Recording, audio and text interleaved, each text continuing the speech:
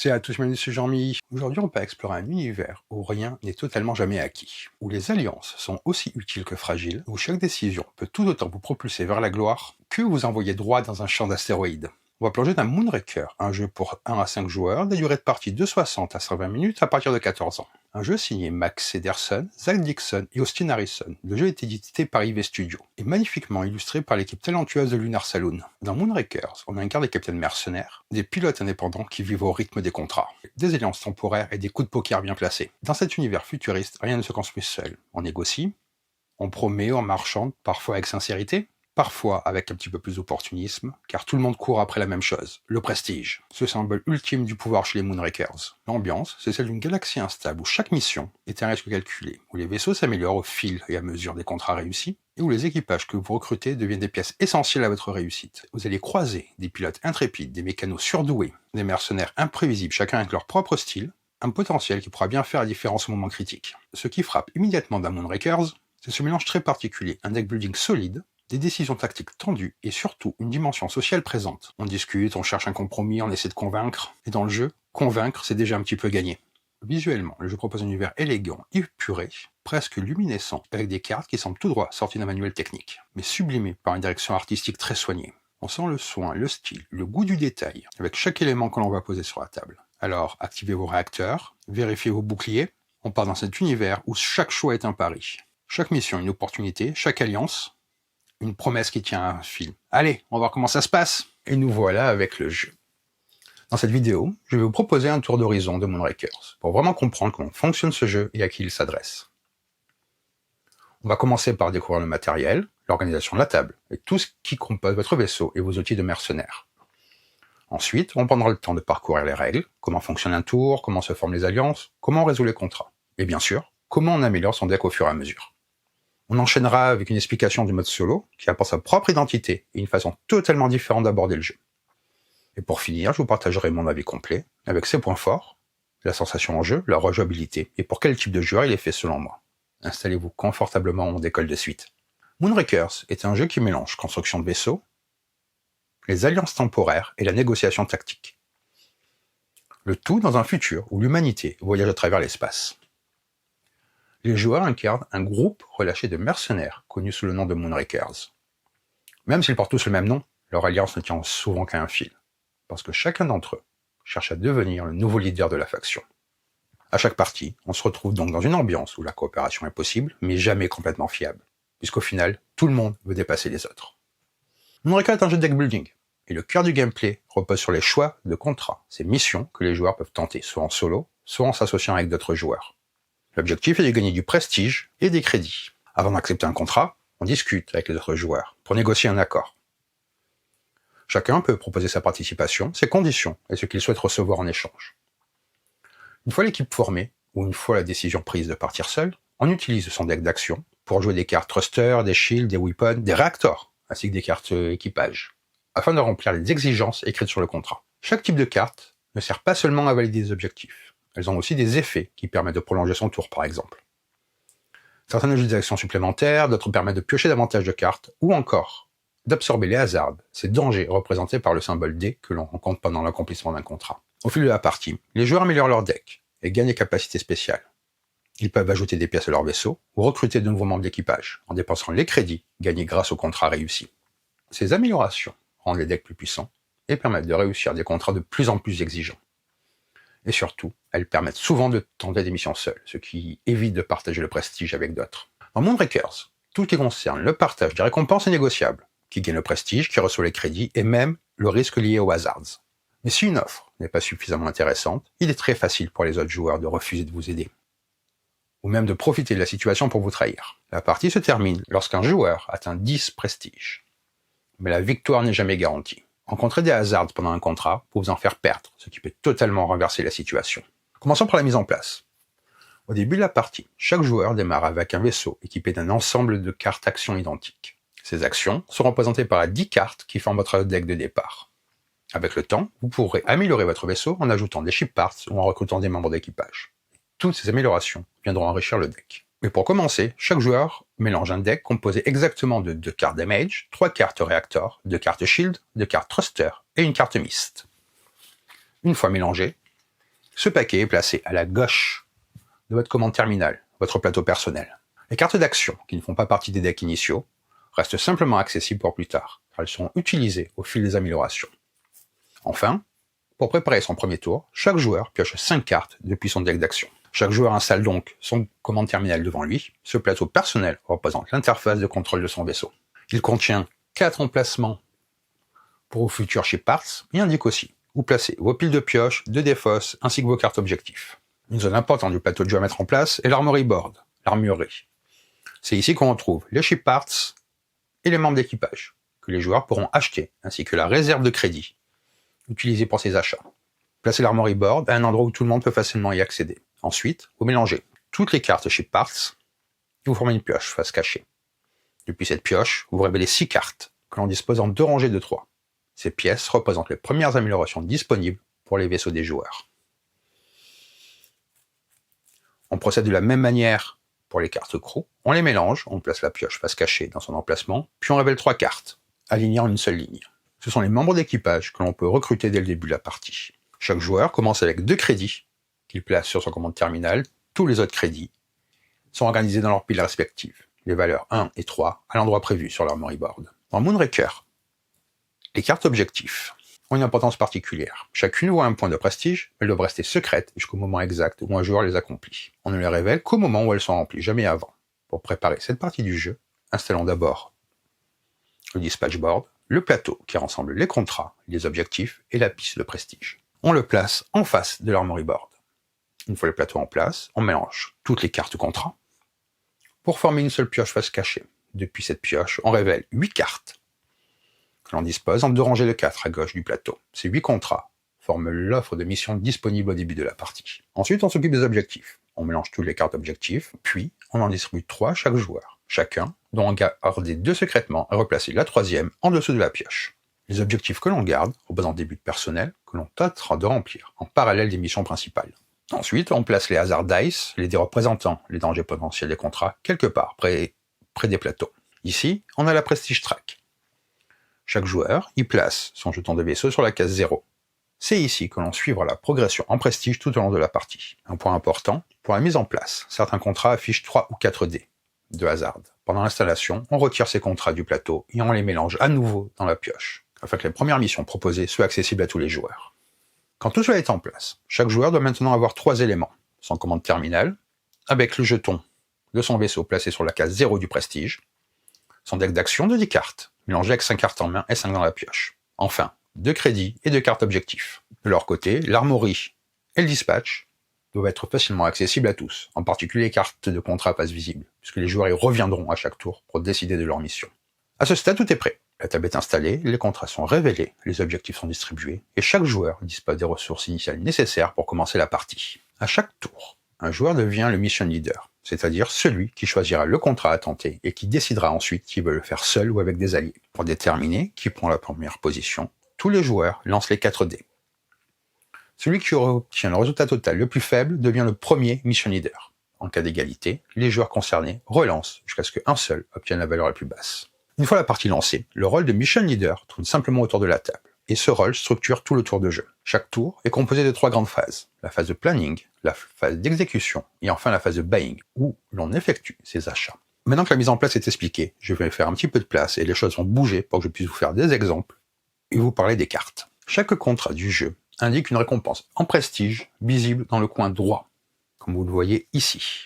Lorsqu'un contrat est accompli avec succès, les joueurs qui y participent reçoivent cette quantité de prestige, ou plutôt, ils reçoivent la part de prestige qu'ils ont négociée avant le début de la mission.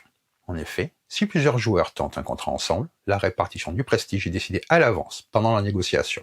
Certains joueurs peuvent choisir de ne prendre aucun prestige, par exemple en échange de crédit ou d'une réduction de risque. D'autres peuvent réclamer la totalité de la récompense. Une fois le contrat réussi, on avance immédiatement le jeton du vaisseau du ou des joueurs concernés sur le prestige track, les dispatch board. Ce suivi visuel permet de savoir en permanence qui se rapproche de la victoire, puisque le premier joueur à atteindre 10 prestiges remporte la partie. En plus des contrats publics, chaque joueur possède des objectifs personnels. Ces cartes fonctionnent comme de petits contrats privés. Dès qu'un joueur remplit les conditions d'un objectif, il peut revendiquer immédiatement, à n'importe quel moment, même pendant le tour d'un autre joueur. Pour ce faire, il suffit de révéler la carte, de montrer que les conditions sont bien remplies, et de gagner un point de prestige. C'est indiqué ici. Cependant, il existe une règle stricte. Si un joueur oublie de revendiquer un objectif quand il remplit les conditions, il devra remplir ces conditions une deuxième fois pour pouvoir le scorer. On ne peut jamais valider un objectif en différé. Ici, vous avez donc le prestige que ça rapporte, le nom et l'objectif. Et Hazard n'interfère pas avec les objectifs. C'est ce symbole-là à chaque fois.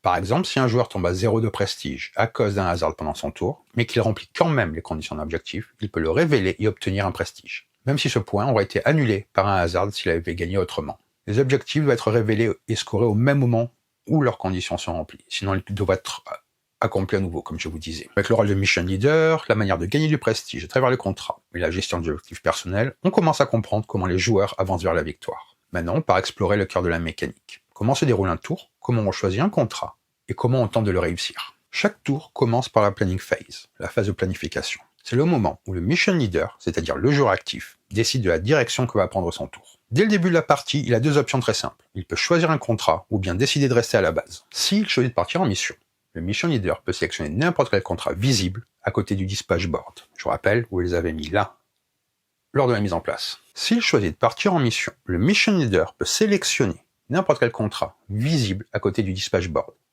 et le placer sur la table pour que tous les joueurs puissent l'examiner.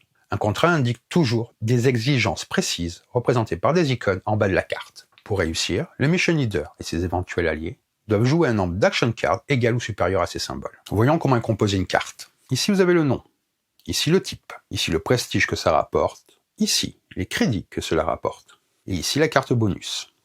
Ici les dés de hasard, et ici ce qu'il faut pour le réussir. Dans cet exemple-là, il faudrait 3 cartes Thruster et une carte Crew pour compléter le contrat. C'est pour cela qu'avant de s'engager, le mission leader doit donc observer attentivement plusieurs éléments. D'abord, il compare les exigences du contrat avec les cartes qu'il a en main. Ensuite, il regarde les récompenses indiquées dans le coin supérieur droit. Selon le contrat, il peut recevoir du prestige, des crédits ou une carte bonus. Enfin, il évalue le risque lié au Hazard Dice, puisque chaque contrat peut exiger de lancer entre 0 et 4 dés de danger. Tout cela permet d'estimer si le contrat est faisable et si la récompense vaut réellement le risque. Pendant cette même phase, le mission leader a également la possibilité de payer un crédit pour envoyer l'un des contrats disponibles au bas de la pioche, puis de remplacer par un nouveau. C'est une manière de filtrer les options, si aucune mission ne semble intéressante ou adaptée. Mais cette action ne peut être faite qu'une seule fois par tour. Une fois le contrat posé, le mission leader doit choisir s'il veut tenter la mission seul ou s'il souhaite inviter d'autres joueurs à devenir alliés. Un ou plusieurs joueurs peuvent rejoindre la mission tant qu'ils sont volontaires. Un allié joue alors sa main d'action card exactement comme s'il effectuait son propre tour. Il peut contribuer à remplir les exigences du contrat en jouant des cartes ou en utilisant les capacités spéciales de ses ship parts. La seule exception est que les capacités spécifiquement réservées au mission leader ne s'appliquent jamais à un allié. Le bénéfice des cartes mécaniques, comme les shields, réacteurs ou thrusters, ne profite qu'au joueur qui les a joués, sauf si une capacité dit explicitement le contraire. Les alliés ne partagent donc pas naturellement les avantages générés par les autres joueurs. La négociation est au cœur de Moonraker. Les joueurs peuvent négocier tout ce qui figure sur la carte contrat, la répartition du prestige, les crédits, les cartes bonus et même qui devra lancer les Hazard Dice. En revanche, il y a une limite. On ne peut jamais négocier en utilisant du prestige, des cartes ou des crédits déjà possédés. Les échanges ne portent que sur les éléments du contrat lui-même. Lorsqu'un accord est conclu, l'alliance se forme, mais elle est toujours fragile. Les alliés ne sont pas obligés d'être honnêtes sur ce qu'ils comptent faire pendant la mission. Ils peuvent montrer aucune carte de leur main avant de lancer les dés, ce qui laisse un espace pour les surprises ou les trahisons. Il y a 4 types de contrats. Les contrats de rescue, les contrats de livraison, les contrats de kill et les contrats d'exploration. Il y a des cartes objectives qui donnent du prestige pour compléter certains types de contrats, donc ayez bien ça à l'esprit. Si un consensus n'est pas trouvé pour les alliances, le mission leader peut décider d'abandonner ce contrat et d'en choisir un autre. Cependant, il ne peut chercher de l'aide que pour 2 contrats par tour. S'il en arrive à un troisième sans réussir à former une alliance satisfaisante, il est obligé soit de tenter le contrat seul, soit de rester à la base. La planning phase est donc un moment d'analyse, de discussion et parfois de bluff. C'est ici que se décident les alliances temporaires, les répartitions de récompenses et le niveau de risque que chaque joueur est prêt à accepter. Lorsqu'il commence son tour, le mission leader n'est pas obligé de partir en mission. S'il estime que les contrats disponibles sont trop risqués ou simplement pas intéressants, il peut décider de rester à la base. Choisir de rester à la base entraîne plusieurs effets immédiats. D'abord, le joueur pioche 2 nouvelles cartes objectifs, en garde une et replace l'autre au bas de la pioche. C'est une manière d'obtenir de nouveaux objectifs privés tout en ajustant sa stratégie future. Ensuite, le mission leader reçoit un crédit qu'il place sur son plateau. C'est une récompense attribuée pour avoir protégé la base pendant son tour. Puisqu'il n'effectue pas de mission, il saute entièrement la phase d'exécution et passe directement à la phase d'achat. S'il le souhaite, Il peut également remplacer un contrat visible par un nouveau, qui irait du dessus du deck. Ensuite, il efface entièrement sa main et pioche 5 nouvelles cartes en préparation pour son prochain tour. C'est une manière prudente et stratégique de se repositionner lorsque les missions en cours ne vous conviennent pas, ou lorsqu'il devient plus intéressant de se renforcer avant de retenter une mission. Une fois qu'un contrat est choisi et qu'une alliance éventuelle est formée, le tour passe à l'execution phase. C'est le moment où les joueurs vont tenter de résoudre la mission. Si le mission leader avait décidé de rester à la base, cette phase est simplement ignorée. La première étape va être de lancer les dés indiqués sur le contrat. Dans le coin inférieur droit de la carte, on trouve un chiffre entre 0 et 4, qui représente le nombre de dés dangers à lancer. Dans cet exemple-là, ça serait 2. Chaque joueur lance le nombre de dés qu'il a accepté de prendre pendant la négociation. S'il n'y a pas d'allié, le mission leader lance lui-même tous les dés. Chaque symbole de hasard obtenu représente un risque concret. C'est ce symbole-là. Pour chaque icône obtenue, un joueur perdra un prestige, sauf s'il parvient à bloquer ce danger avant la fin de la phase. Pour bloquer le hasard, il faut jouer une carte shield. Et chaque shield bloque un danger. Un joueur ne peut toutefois pas bloquer des hasards pour ses alliés. Chacun doit gérer ses propres risques. Une fois les dés lancés, la négociation est totalement figée. Personne ne peut plus rejoindre ou quitter la mission. Les joueurs doivent désormais résoudre le contrat avec les cartes qu'ils possèdent. Prenons l'exemple du contrat Escape Pod. Ce contrat demande de lancer 2 dés de hasard. Si les dés montrent un total de 3 symboles et qu'aucun shield n'est joué pour les annuler, alors le joueur concerné perdra 3 prestiges à la fin du tour. La phase de planification et le lancement des dés pose le cadre de la mission. On connaît désormais les risques et les responsabilités de chacun. La suite du tour consiste à jouer les cartes de son action deck pour tenter de remplir les exigences du contrat. Une fois les dés lancés, on peut réellement tenter de compléter le contrat. Chaque carte indique les exigences à remplir. Cela peut être des thrusters, des shields, des damages, des réacteurs ou même du crew. Le mission leader et ses éventuels alliés vont essayer de répondre à ces exigences en jouant les cartes de leur main, ainsi qu'en utilisant les capacités spéciales apportées par leur ship part s'ils en ont. Le mission leader décide de l'ordre dans lequel les joueurs contribuent. Il peut demander à quelqu'un de jouer tout de suite ou de patienter. Il peut faire jouer tout le monde en même temps ou un par un. C'est lui qui rythme la mission. Il est important de comprendre que rien n'oblige un allié à favoriser la réussite de la mission. Un joueur peut très bien refuser de jouer les cartes promises ou ne pas révéler ses intentions. Les alliances sont possibles, mais elles ne garantissent jamais une coopération sincère. Au début de l'execution phase, chaque joueur dispose d'une seule action. Cette action permet de jouer une seule carte de sa main. Pour pouvoir jouer davantage de cartes, il faut obtenir des actions supplémentaires. C'est là que les cartes réacteurs interviennent. À chaque fois qu'un joueur joue un réacteur, il gagne, comme c'est indiqué, 2 actions supplémentaires, ce qui lui permet de continuer à poser d'autres cartes. Un joueur peut donc continuer à jouer tant qu'il possède des actions disponibles, des cartes actions dans sa main. Mais dès que l'un de ces 2 éléments manque, il ne peut plus continuer. Les règles sont strictes. Si un joueur n'a plus d'actions, il ne peut plus jouer de cartes, même si une carte est dans sa main lui donnerait des actions supplémentaires. La seule exception concerne la pioche. Si un joueur de piocher une carte, mais que sa pioche est vide, il mélange simplement ses forces pour former un nouveau deck et continue normalement. Chaque carte d'action correspond exactement à un des symboles de contrat, et permet donc de remplir une partie des exigences. Voilà comment elle fonctionne une fois jouée. Les réacteurs fournissent 2 actions supplémentaires et permettent de prolonger le tour. Les thrusters permettent de piocher 2 cartes, ce qui augmente vos possibilités. Les shields bloquent un hasard, ce qui peut vous éviter de perdre du prestige. Les dommages servent uniquement à remplir les exigences de dégâts d'un contrat.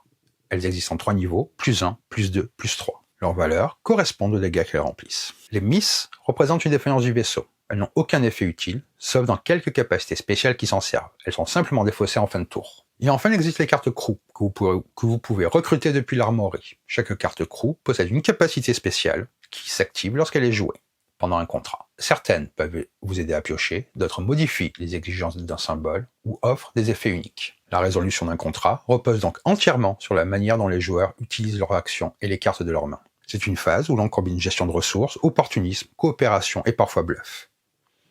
Une fois toutes les cartes jouées, il ne reste plus qu'à vérifier si les exigences du contrat sont remplies. Pour mieux comprendre comment un contrat se déroule en pratique, voyons un exemple complet. Imaginons que le mission leader tente seul le contrat Claim Bounty. Ce contrat demande 3 dommages et 2 cartes réacteurs. Il impose un lancer de 1 hazard dice. La première étape consiste donc à lancer le dé.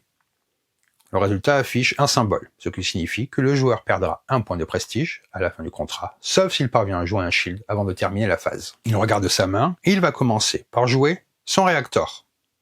Cette carte utilise son action de départ, mais il lui en fournit 2 supplémentaires, ce qui prolonge son tour. Elle remplit aussi la moitié des exigences du contrat. Avec encore 2 actions possibles, il joue ensuite son thruster qui lui permet de piocher 2 cartes supplémentaires. Cela lui coûte une action, il lui en reste plus qu'une. Avec sa dernière action, il joue un réacteur qu'il vient de piocher. Ce deuxième réacteur lui donne 2 actions supplémentaires et il remplit complètement l'exigence réacteur du contrat. À présent, il peut s'attaquer aux dégâts. Il joue la dommage 3, qui suffit à remplir l'intégralité de l'exigence damage, puisque le contrat en demande 3. Le contrat est donc officiellement réussi. Il lui reste maintenant une action, une dernière décision à prendre, gérer le hasard. Il utilise sa dernière action pour jouer un shield. Ce shield bloque le symbole qu'il avait obtenu au moment du lancer de dés, ce qui lui évite de perdre un point de prestige. Le contrat est donc complété avec succès, toutes les exigences sont remplies et aucun prestige n'est perdu. La prochaine étape consistera à distribuer les récompenses et à conclure le tour avant de passer à la phase d'achat. Un contrat est considéré comme réussi dès que toutes les exigences inscrites sur la carte ont été remplies. Même une fois ces conditions atteintes, les joueurs peuvent continuer à jouer des cartes tant qu'ils disposent encore d'actions. Comme je vous l'ai montré, cela peut être utile afin de bloquer d'éventuels hasards non couverts jusque-là. Une fois que tout le monde a fini de jouer les cartes qu'il souhaite, les récompenses sont attribuées en respectant les termes négociés avant le début de la mission. Ces termes doivent être respectés. Aucun joueur ne peut revenir sur une promesse faite lors de la négociation. Les récompenses se résolvent de la manière suivante. Le prestige est ajouté immédiatement sur la piste. C'est ce symbole-là. Les crédits sont pris dans la réserve et placés directement sur le terminal du ou des joueurs concernés. C'est ce symbole-là. Cartes bonus sont piochées au sommet de la pioche Crew ou de la pioche Ship Part. Elles peuvent être défaussées si elles ne sont pas voulues. Lorsque toutes ces étapes sont terminées, la mission est officiellement réussie. Par contre, un contrat est considéré comme échoué lorsque tous les joueurs impliqués ont joué l'ensemble des cartes qu'ils pouvaient ou souhaitaient jouer, mais que les exigences du contrat ne sont pas remplies. Dans ce cas, aucune récompense indiquée sur la carte n'est attribuée. Il n'y a pas d'autres conséquences directes liées à l'échec, hormis l'effet des dés. Ce danger reste valable que la mission réussisse ou non.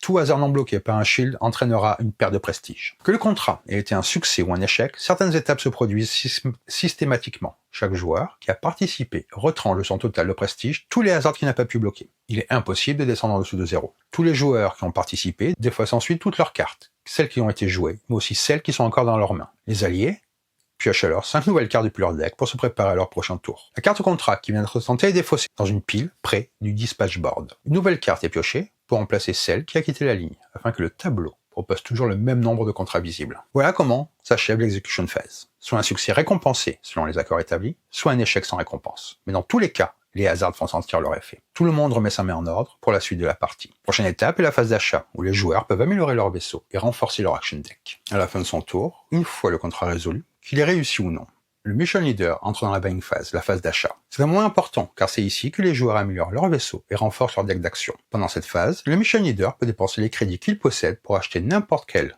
carte crew ou ship part visible sur le plateau. Les alliés qui ont aidé sur un contrat, eux, ne participent pas à cette phase. Seuls les mission leaders peuvent acheter, quelle que soit l'issue de la mission. Chaque carte visible à l'armory possède un coût affiché en bas à droite. Si le mission leader a suffisamment de crédit, il peut acheter autant de cartes qu'il le souhaite, que ce soit du crew ou des ship parts. Dès qu'une carte est achetée, elle est immédiatement remplacée par une nouvelle, provenant du dessus de la pioche. Il doit toujours y avoir 3 crews et 6 ship parts disponibles. Une autre option est également disponible une fois par tour. Le mission leader peut payer un crédit pour défausser une carte de l'armory et la remplacer par la carte du dessus de la pioche associée. Cela permet parfois de filtrer le marché lorsqu'aucune amélioration visible n'est intéressante. Lorsqu'un joueur achète un ship part, il doit l'installer sur son commande terminal, dans l'un des 4 emplacements prévus à cet effet. L'emplacement est libre, il suffit de placer la nouvelle pièce dans la zone correspondante. La plupart des ship part ajoutent également des action cards au deck du joueur. Le type et le nombre de cartes à ajouter sont indiqués dans le coin supérieur droit du ship part. Vous voyez ici. Ces cartes supplémentaires sont placées face visible dans la défausse, ce qui signifie qu'elles entreront en jeu dès que le joueur remélangera son deck. Chaque ship part possède également une capacité spéciale utilisable gratuitement. Ces capacités ne consomment jamais d'action et certaines peuvent influencer des dégâts, des hasards, des exigences ou même la manière de débuter un contrat. Chaque ship part appartient à une marque. Ces marques ont une importance thématique mais aussi mécanique. Elles peuvent être nécessaires pour remplir certains objectifs. Elles servent également de repère pour comprendre quel type de bonus ou d'amélioration un ship part est susceptible d'apporter. Un joueur ne peut jamais avoir plus de 4 ship parts installés simultanément. S'il achète une 5e pièce, il doit retirer l'une de celles déjà installées pour faire de la place. La ship part est retirée définitivement du jeu. Cependant, les action cards qu'il avait ajoutées précédemment au deck du joueur restent dans le deck. Le joueur perd simplement la capacité spéciale de la pièce retirée. Pendant la buying phase, le mission leader peut aussi recruter des membres d'équipage, les cartes crew, en payant simplement le nombre de crédits indiqué sur la carte. Une fois achetées, les cartes sont placées directement dans les fosses du joueur, exactement comme pour les cartes ajoutées par des ship parts. Les cartes crew fonctionnent comme n'importe quelle action card. Elles coûtent une action à jouer, et lorsqu'elles sont jouées pendant un contrat, elles contribuent automatiquement à satisfaire une exigence crew. Mais chaque crew possède aussi une capacité spéciale, qui s'active au moment où la carte est jouée. Ces effets peuvent être puissants, parfois risqués. Ils permettent d'adapter sa stratégie à chaque mission. Par exemple, la carte Mech Galak coûte 4 crédits à recruter. Et quand elle est jouée pendant un contrat, elle compte comme un symbole crew. Mais elle impose aussi un coût. Le joueur doit défausser définitivement une carte action de sa main en la retirant du jeu. En échange, il réduit de 2 n'importe quelle exigence sur le contrat en cours et gagne une action supplémentaire. Comme tous les crews, une fois terminée, la carte rejoint la défausse. Une fois la buying phase terminée, le mission leader pioche 5 nouvelles cartes depuis sa draw pile. Cela forme sa main de départ pour son prochain tour, ou pour un éventuel rôle d'allié si quelqu'un l'invite à participer à un contrat. Le rôle de mission leader passe ensuite au joueur situé à sa gauche. Ce dernier recommence le même schéma. Planning phase, execution phase, puis buying phase. Il existe une règle pour accélérer les parties. Le prochain mission leader peut commencer sa planning phase pendant que l'actuel joueur est encore en mode buying. Cela permet d'enchaîner plus rapidement les tours et de garder un rythme dynamique. Pour bien gérer sa main et ses actions pendant un contrat, il est recommandé d'utiliser ce qu'on appelle un action tree. C'est une manière visuelle de suivre combien d'actions on a gagné, dépensé ou encore disponible pendant un tour. Par exemple, le joueur commence l'execution phase avec une action. Il joue un réacteur comme première carte. Il consomme cette action, mais il en gagne immédiatement 2 nouvelles. Il peut alors placer ses cartes dans une disposition par arbre pour suivre ce gain d'action visuellement. Chaque fois qu'une carte réacteur est jouée, ou que tout autre effet fournit des actions supplémentaires, on continue cet arbre en ajoutant de nouvelles branches. Certaines crews ou ship parts donnent également des actions. On peut alors commencer un second arbre ou ajouter la capacité en haut du premier. Cette méthode permet de garder un œil sur le nombre exact d'actions restantes, surtout lorsque plusieurs effets s'enchaînent. N'oubliez pas, il y a 2 points essentiels à la gestion de deck. Quand la pioche est vide, on mélange simplement la défausse pour recréer une nouvelle pioche et continuer à piocher normalement. À la fin du tour, toutes les cartes jouées ainsi que toutes les cartes en main sont défaussées face visible. La main est donc entièrement renouvelée au tour suivant. Cette rotation permanente fait partie du cœur du deck building de Moonrakers. Améliorer son deck, filtrer les mauvaises cartes et profiter des combos devient essentiel pour réussir les contrats les plus complexes. La partie se termine lorsqu'un joueur atteint 10 prestiges. Si à la fin de n'importe quel tour, un joueur possède 10 points de prestige ou plus, il remporte immédiatement la partie et devient le nouveau leader des Moonrakers. Il existe cependant un cas particulier. Si 2 joueurs atteignent 10 prestiges au cours du même tour, il faut départager la victoire. Dans ce cas, on calcule la valeur nette de chaque joueur en additionnant la valeur de leur ship part, de leur crew et le total de leur crédit restant. Les joueurs dont la valeur totale est la plus élevée remportent alors la partie. Les règles vous proposent également quelques conseils stratégiques pour mieux naviguer dans les missions. L'un des plus importants, surtout au début, est de s'allier souvent. Au début de la partie, il est bien plus coûteux d'échouer seul un contrat que d'en partager les récompenses. Lorsque vous n'êtes pas mission leader, proposer votre aide est aussi une excellente occasion de gagner des crédits ou d'avancer vos objectifs. À mesure que la partie progresse, il devient souvent moins intéressant de s'allier avec le joueur qui possède le plus de prestige. L'aider pourrait le rapprocher de la victoire. Un autre conseil essentiel, construisez un deck équilibré. Au début de la partie, vous pourrez compter sur les alliances pour réussir les contrats. Mais dans les derniers tours, il sera crucial d'être capable de les accomplir seul. Pour cela, il faut un vaisseau bien équilibré. Trop de damage ou trop de shield, sans assez de réacteurs pour générer des actions, risque de vous bloquer. Un bon deck doit permettre de jouer beaucoup de cartes, pas seulement en posséder des puissantes. Si vous commencez un tour avec une mauvaise main, n'essayez pas de forcer un contrat seul. Cherchez plutôt à trouver un allié, même si la récompense est moindre, vous aurez accès à une nouvelle main de 5 cartes à votre prochain tour, ce qui peut complètement relancer votre dynamique. Avant de tenter un contrat en solo, prenez le temps de vérifier ce que contient réellement votre deck. Enfin, lorsque vous prévoyez de tenter un contrat avec un nombre élevé de dés hasard, assurez-vous de garder suffisamment d'actions pour pouvoir jouer des shields. Rien n'est plus frustrant que de réussir un contrat pour finalement perdre du prestige, faute d'avoir protégé votre vaisseau. Avec ces conditions de victoire, ces petits conseils stratégiques, vous connaissez maintenant toutes les bases nécessaires pour jouer à Moonrakers. Vous savez comment planifier vos missions, gérer vos risques, construire votre deck et optimiser vos alliances. Le jeu propose également une variante qui s'appelle Ambiguity Rules, destinée à renforcer l'incertitude lors des négociations. Dans cette version, les joueurs n'ont pas le droit de mentionner de nombre précis lorsqu'ils parlent des cartes qu'ils ont en main. Au lieu de dire « je peux faire 2 dégâts », ils devront se contenter d'un vague « je peux faire un peu de dégâts ». Cette règle ne change rien mécaniquement, mais elle ajoute une couche de flou volontaire dans les discussions et peut rendre les négociations plus tendues ou plus amusantes. Une autre option, pour les groupes qui ont tendance à négocier un peu trop longtemps, consiste à instaurer un temps limite. On peut par exemple limiter la phase de négociation à 1 ou 2 minutes. Passons maintenant au mode solo, car le jeu propose également un mode solo qui nécessite un élément supplémentaire, le Mercenary Deck. Un paquet de cartes qui simule l'aide d'un équipage mercenaire. La mise en place reste identique à celle du mode normal, avec une seule modification. En plus du jeton prestige, on place un second jeton d'une couleur différente sur la case 1. Ce jeton sert à compter les rounds, puisque la partie s'étend sur 10 rounds. Le Mercenary Deck est composé de 2 cartes damage, une carte damage 2, 3 réacteurs, 3 shields, 3 thrusters et 3 cartes crew choisies au hasard. On mélange toutes les cartes ensemble et on place le paquet à portée de main. Au début de la partie, on révèle 5 cartes du Mercenary Deck que l'on aligne à côté du paquet. Ces cartes représentent les mercenaires disponibles pour vous assister sur les contrats. Le joueur peut utiliser ces cartes en échange d'une partie des récompenses du contrat, exactement comme s'il s'agissait d'un allié, mais il y a un coût. Utiliser une carte crew coûte un prestige. Utiliser une carte action coûte un crédit, plus un crédit supplémentaire pour chaque carte déjà utilisée ce tour. Le deuxième mercenaire coûte donc 2 crédits, le troisième 3 crédits, et ainsi de suite. Les effets des cartes ne s'appliquent pas réellement. Par exemple, si vous payez pour utiliser une carte Thruster, il ne vous fait pas piocher de cartes. Il réduit simplement les exigences du contrat comme si vous l'aviez joué.